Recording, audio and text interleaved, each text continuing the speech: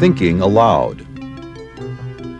Conversations on the leading edge of knowledge and discovery with psychologist Jeffrey Mishlove.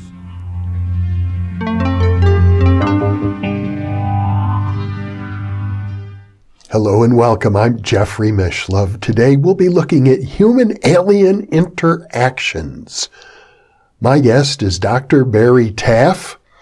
This is the third interview based on a lengthy conversation that I had with him at his home in Palm Desert, California. Barry is a psychophysiologist. He's also an expert in biomedical engineering. I met him back in the 1970s when he worked at the parapsychology laboratory of Dr. Thelma Moss at the Neuropsychiatric Institute at UCLA. Now, I would highly recommend that you view the earlier interviews with Barry before watching this one. It'll make a lot more sense if you do. And so I'm linking in the upper right-hand corner of your screen right now to the second of those interviews. And if you haven't watched the first, you can link to the first from that one if you like. Barry, incidentally, is the author of a fascinating book called Aliens Above, Ghosts Below, Explorations of the Unknown. And now I'll switch over to the video that we made at his home. Let's talk about aliens. Yeah. Okay. I'm probably read more books on ufology than I've read on the paranormal. Once you get past the crap, once you get past the disinformation and the misinformation and the crazy people and the liars and the hoaxers, there's a core of information that goes back actually before World War II. But let's start World War II. There were Foo Fighters seen. And then, of course, we have Roswell, and there's still extreme skepticism about that. But there's evidence that something crashed. It may not have been humanly made. And it possessed technology we don't. And there's been disinformation by this woman, Annie Jacobson, who wrote the book, and she talked about all these really old classified programs. At the middle, she said Roswell was an attempt by the Russians by surgically altering children, making them aliens to scare us and disrupt our culture. Oh, please, with the help of Mengele yet after World War II. No, the bottom line is that there's a good deal of evidence that supports the fact, or the belief more than the fact maybe, that we've been visited by technology far more advanced than us. I mean, the past Roswell, 1952 July, those flyovers, successive weekends, summer 1952 over the Capitol, over the White House. They flew at hypersonic speeds. They did not create sonic booms, but they could be tracked on radar. We sent jets to intercept. They couldn't get near them.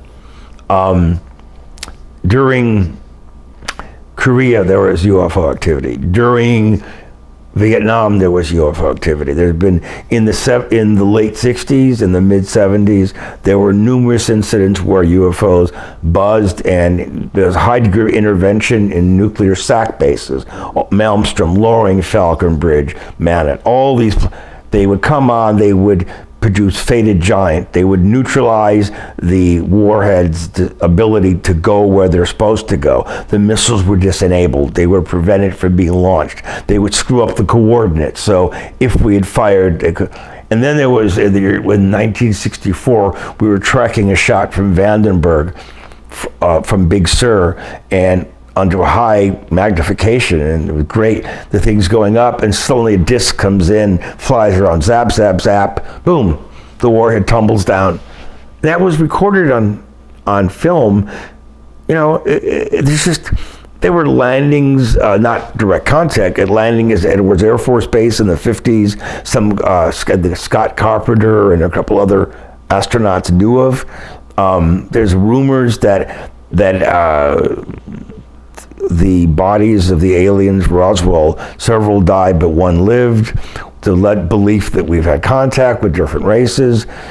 If I had to make a bet, From what I've read hundreds of books. I mean, just hundreds of them.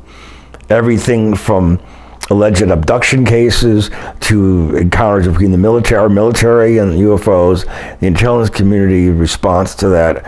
I have a funny feeling that this information is the most volatile information ever existing on Earth. It has the most potentially destabilizing potential of everything on Earth. It is the most carefully guarded secret of anything that's existed on Earth. I believe, from what I've read, what I've learned, that if there was formal disclosure, real disclosure, that with hard evidence, it might trigger the Third World War. It would disenfranchise the human race, and what if we discovered that we, humans, were engineered by a race that came here hundreds of thousands of years ago, and the project is still ongoing? And what if we learned that we're not made in God's image, we're made in some genetic hybridization of a race of beings from God knows where? What would that do to the human race? It would give us an inconceivable past and unimaginable future.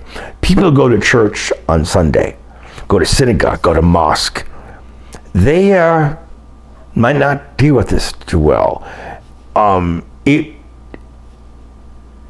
Western culture exists on the concept of domestic tranquility. It exists with the understanding that you do nothing to shake that belief, that you believe in your government, so come April 15th, you write that check to them. If the public realizes they're not in control of our skies, they have not been able to stop this. They are not been able to diminish it. There has been exchanges that they've given us toys to play with. We might have reverse engineered some technology. I got a feeling this people would not react well to this. It would, forget the paranormal stuff. When I've taught ufology in classes, people's okay until we get to the religious aspects of it. And then they start to freak out. What if, if you would, the way Christ is, they saw him being picked up in a thing of light to a cloud, remember, after the ascension. Right. What if that was real, but it wasn't? What if the Shroud of Turin was real, and what burned the image of flash photolysis was they basically beamed him out of the thing and he went up there? Well, those are a lot of what ifs. Yeah, I'm saying, all I'm saying is we've been played with over and over again. In 1917, Fatima, Portugal, about the 3 children? Yes. And then at the last event, all the thought gathered. It was raining and lightning and thundering, and suddenly they saw the spinning silver thing. They thought they were going to die. The world was going to end. It stopped raining. It dried up. People got healed suddenly. Mm-hmm. And they took a couple pictures. You see a silver disc, yep, and it wasn't the sun. Mm-hmm. We're being played with. And it's still going on. See, unless something affects the daily lives of people, they just don't give a damn. If it affects their job, they care. Their family, they care. Their ability to make money, to pay for their home, to get a car, to buy insurance, to eat food, they don't care. Bottom line, if it affects their daily lives, they're going to react. It affects who and what they think they are, they react. Other than that, they don't give a damn. It's the new movie. It's that new thing on television. It's the same thing over and over again. But this offers and I've investigated cases that began as poltergeists and evolved into abductions that had paranormal fallout. Mm-hmm. Why? I suspect that whatever UFOs are, or technology, the energies, they are able to use energies that are paranormal to us the way we use electromagnetism. So therefore, it seems like magic. That the solidity of our world is very different than what would come with UFOs. Well, you started by suggesting that the human race itself may be part of a long-term experiment, genetic experiment. That's what I believe. something that has been going on, I have to say, for tens of thousands of years. Or how about hundreds of thousands of Perhaps years? hundreds. Yeah. Here's the problem. When it comes to the good case, a network executive back in the 70s. I met him, called me, met him at the network. Don't talk about this, I might lose my job. Met him at his home, lived out in San Fernando Valley, beautiful home, and his wife. And it began as poltergeist activity around them. He was in his 40s, she was in her 30s. And, and then they were taking a trip up north, they were driving. They saw what they thought was an airplane coming down, lights about to crash. They followed into the hills, the canyons. They come around the corner, there's a disc on the ground with some humanoids. And they look, and suddenly they see like a metallic light thing coming at, like a rod. Light pops up, they come out of it, they're on the freeway, hours away. They have some recordings of it, their lives disintegrate. They start remembering parts of it. They become anxious, irritable. He lost his job got another job, lost that because of it. And they claimed it happened again, but they didn't even believe in it. So what happened there? This was a TV network executive. It destroyed the man's life completely. Got divorced. But it began as poltergeist activity. Mm-hmm. Then let's jump to a woman in the early 80s in the San Fernando Valley, in the hills, and she said there were these weird things happening, like apparitions going around her house and these weird lights, and what's going on? So she was freaking out. And then she's taking a walk one night to a canyon near her house. It was dusk and warm. She turns around a corner and there's a disc on the ground, a glowing disc with the little guys walking around. And she suddenly passes out. She finds herself back in her home. And then more weird stuff happens over time. Balls of fire slamming into her home, coming down the canyon walls. And then she disappears. Her money was there, her clothes were there, her car was there, car keys, no forced entry, she's gone. Boom. But it began as poltergeist activity, turned into a supposed a CE3, and then she's gone. Never came back. So you're suggesting that maybe there's a continuum between poltergeists and other types of paranormal manifestations, and what I'm suggesting is that there are other forces out there, inscrutable forces we don't have names for yet. All we know is nuclear, gravitational, electromagnetic. There's other forces, call them 0 point, call them whatever you want. But these beings that are coming here have access to technology we do not, and therefore their behavior seems like it's magic to us. Solidity of matter doesn't mean anything. They can manipulate reality the way we manipulate water in a glass, probably even better than that. Imagine going back 5,000 years ago and landing with a jet. The people would think we were God. They could do things we can't imagine. We've had too many. I've had more cases where there's what begins paranormal fall. There's a case in 1980, in the early 80s. A girl was attending UCLA. She lived with a family up in Bel Air, and one night she wakes up, and there were these two beings near her bed, and they pull back, and they're typical grays, and she starts screaming really loud. The father's out, the mother runs in, the dog runs in first. It sees these things, it starts growling, and then it runs out of the room. And then the mother sees them, and suddenly these things touch something on them, and poof, they're gone. Okay, after that, paranormal phenomena starts happening. Poltergeist, banging noise, things moving around, disembodied voices, the whole bit, machines turning on and off, you name it, it's there. I said, well, I try to explain, this could be this, could be that. Don't worry, it's all gonna end. A couple months later, happens again. She wakes up, the entities are there. She kept a couple snakes in an aquarium. They were looking at the snakes, looking at her. They were pulling something out of her body. She started screaming. Both parents come in. The dog comes in. The dog starts barking, and the dog runs out. Both parents see the entity. They light up again. They're gone. And then the girl packs her belongings and leaves, never to be heard from again. So isn't it odd that the first thing is poltergeist activity, then entities show up, and then poltergeist activity, and then more humanoids? Why? Yeah. What does this mean? I mean, and again, the girl was, before this started, she had no history of neurochemical problems, no history of drug use. She didn't smoke, she did drugs, she didn't drink. Her parents, very wealthy people.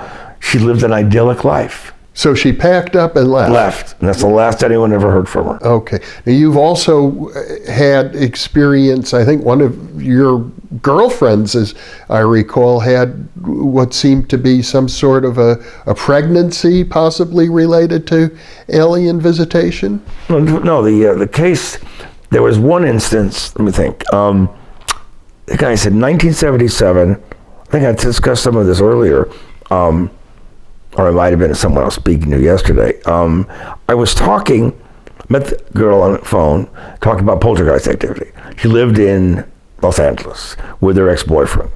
So on Valentine's Day, colleague Carrie Gaynor and I go out to meet her. There was an actor, Mandy Patinkin was there, who I didn't really know, but I knew who he was. So we were there, we got some strange audio stuff on the tape, nothing physical, although we could see.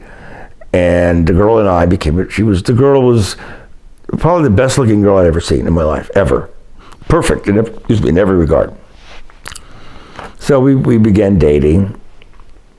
It was great. As I said, it was perfect. She really had a lot of paranormal activity, but when it came to UFO, she didn't want to even talk about it. She had no interest in the subject. We were dating, everything's great. And we stayed at her place, stayed at my place, her place, my place. And then the dreams came. And the dreams were always the same. In the dreams, it was July 22nd. It ended. Relationship ended. July 22nd, it ended. I didn't know why. So I started writing, why am I thinking about this date? What's July 22nd? I don't know. Didn't tell her. She might have misinterpreted what I thought. These are your dreams. My dreams. I didn't talk to her because I know that it might frighten her. She said, why don't you just end the relationship? We were inseparable. She came to our side training groups at UCLA, and she was really good. We worked on missing persons cases together for Interpol, for the police. They came to us at the lab. She was really good. Very good, actually, very quickly responded to things. So anyway, the dreams, I didn't tell her anything. Come July 22nd, I think I mentioned this earlier, I get up, we're sleeping in the same bed in the Hollywood Hills at her mom's condo. And her mom was out of town. And she's under the covers and she's sobbing, why didn't you help me? I go, with what? Why didn't you help me? What are you talking about? When the room lit up. What room? What is the room? And she's under the covers, she's shaking. Why didn't you help me? How dare you? I go, what are you talking about? She said she found herself lifted up. She went through the wall. Then she was in a round metal room. All metal, cold. He was restrained on a table. Her ankles, her wrists, her abdomen, her neck. She was held down. These little guys around her, like short. They had skin like a reptile. Black eyes, no nose, no ears. You could hear them, but their mouth wasn't moving. They were cutting and probing her and doing terrible things to her. And she's still under the covers, mind you. They were doing her ears and her nose and her rectum, everything. And cutting and taking chunks out of her back. I said, do you know anything about UFOs? Abduction? She goes, what? What do you know? She goes, what are you talking about? He said, and then they told me they wouldn't hurt me, and they were hurting me again and again. Okay. So I finally coaxed her out from under the covers. She's got black and blue bruises around her wrists, her ankles, her neck, her like she'd been held too tight too long. It was amazing. She scars, bruises, bleeding from her nose, bleeding from her ear, bleeding from her rectum, bleeding from her uterus, but she wasn't menstruating. There had been cuts, her hair had been cut in a weird way, and her back had little scoop marks taken out of it. And the clock indicates we lost 2 hours of time. The clock had been dead for 2 hours, which it wasn't. The neighbors who didn't know anything about this, they said, did you see that weird thing over here yesterday where like a big thing hovering right over there, like orange, red, it was huge. Lit up, no. Same night this happened, same morning this happened. They didn't know about it. Anyway, the girl had a collapse. She had an emotional breakdown. She went like almost a psychotic break from this. She never had any interest at all, didn't believe in it. And she became a weird religious zealot of a type not worth mentioning, not a traditional religious thing. And she's a couple of years older than me. I think she's around your age. And had that not happened, we would have been married in less than a year. It's the only girl I've met that I could say that about. We were that compatible. What happened to me, I was sleeping, I woke up, I didn't remember a damn thing. The room didn't change, but the clocks had stopped in the house, which is odd. Make me bet on it, I bet that she was abducted while we were in the same bed together. Had this not occurred, we would have been married within a year. And then another situation, dating a girl in 1990, remember Bo Derek from the movie? This girl looked really similar to her. Long story short, we started dating, and she said, look, I got to tell you that I got to be upfront with you. There may be some problems with you. Why? Well, I think my friends are going to really be interested in you because you're different than other people. What do you mean? Well, you'll know when they come. I go, who are you talking? Very cryptic, evasive. This girl was gorgeous. So anyway, we start seeing each other, we're involved, and one night I wake up and I'm held down. My head is angled down, I'm feeling really terrible. I can't see well, but it's blurry, lights are moving around, and I wake up and there are bruises on me. And then she said, well, did they hurt you? In the morning. They thought you were really odd, did they hurt you? No, they didn't want you because they said you would be too much of a problem. What? Now, lost track of the girl. 5 years ago, she popped up out of the blue, got hold of me, married now, no children. Remember this event I told you? She goes, what? Remember this? No. Remember this? No. Remember you told me about your friend? No.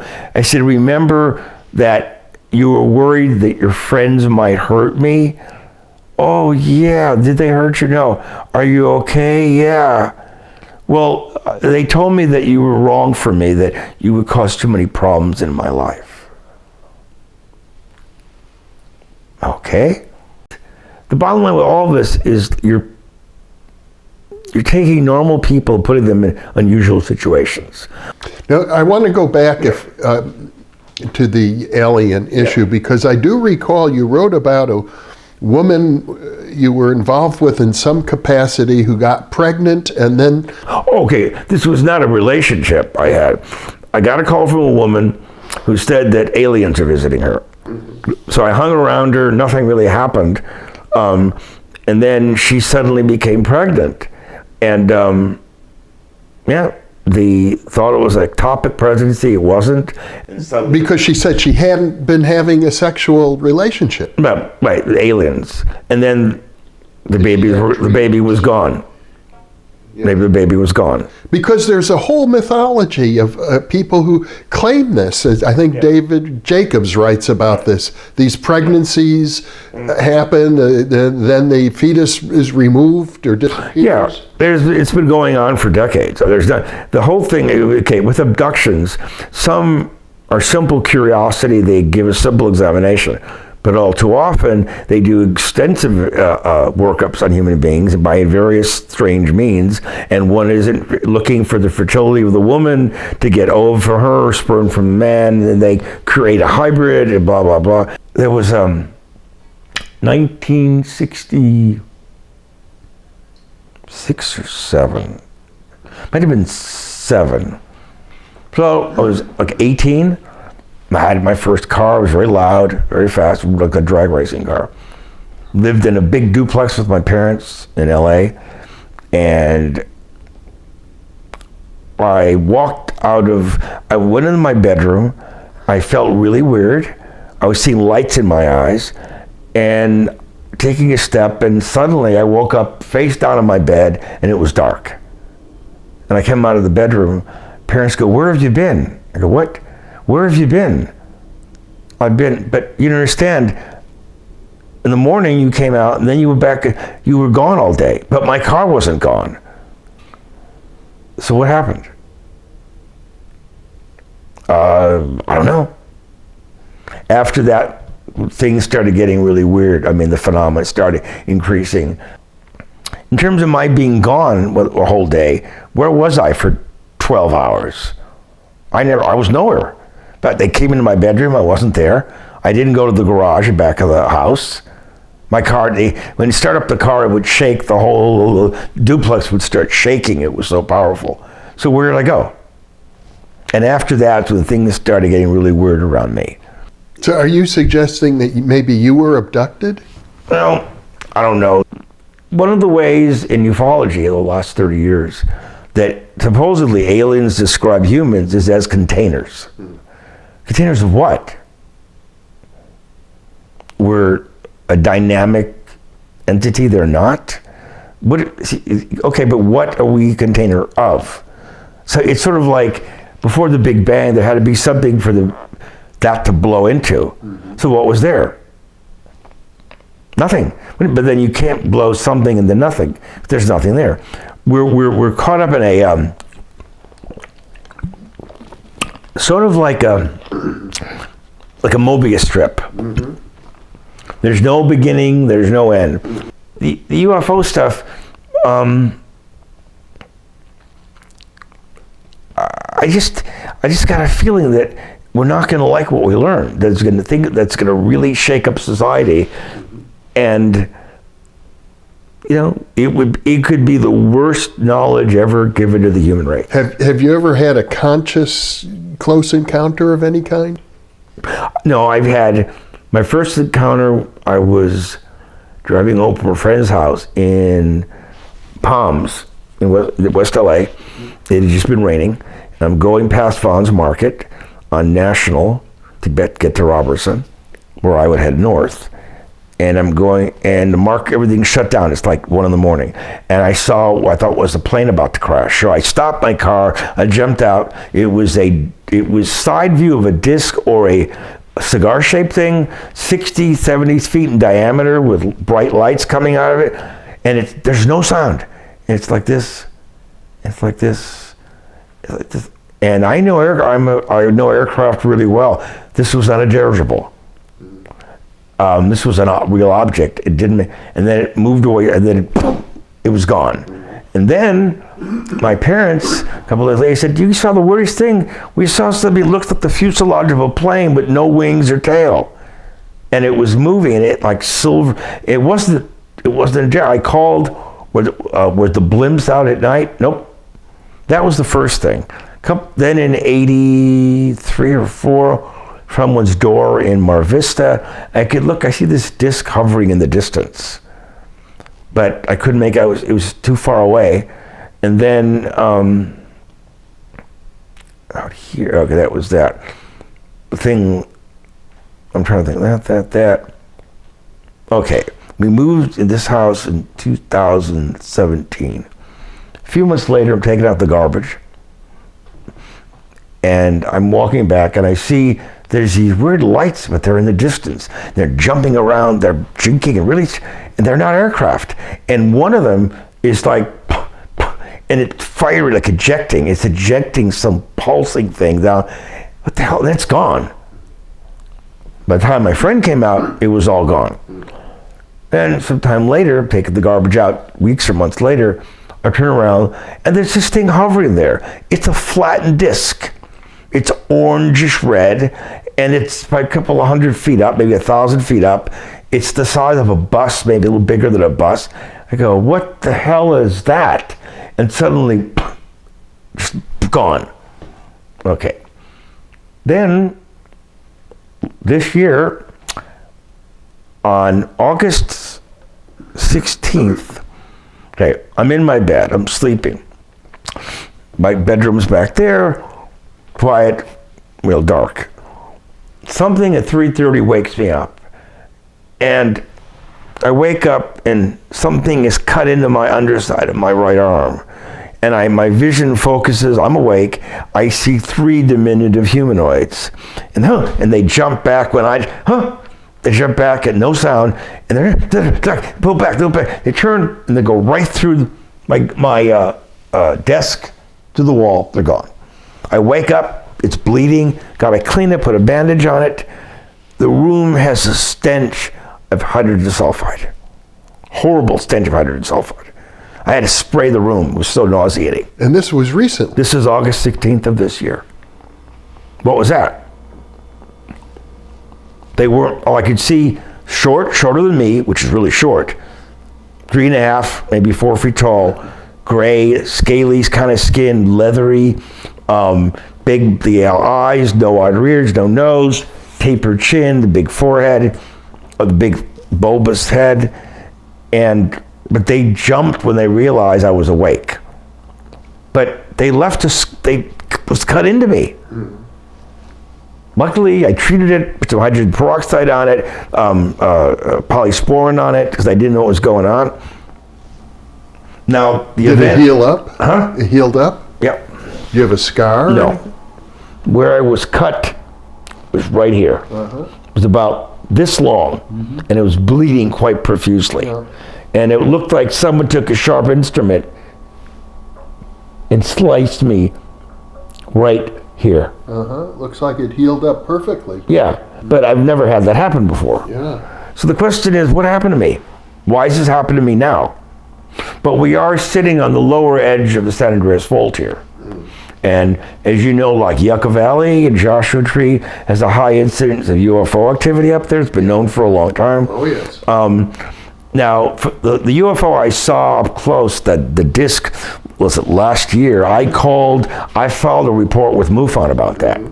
I didn't file a report about the entities in my room because, but I know, because it woke me up, I was awake, I saw it, and then I got up and it was nauseating. I had to spray the room and the corridor of my bedroom and the bathroom because the stench was so bad. So what was that? I don't know.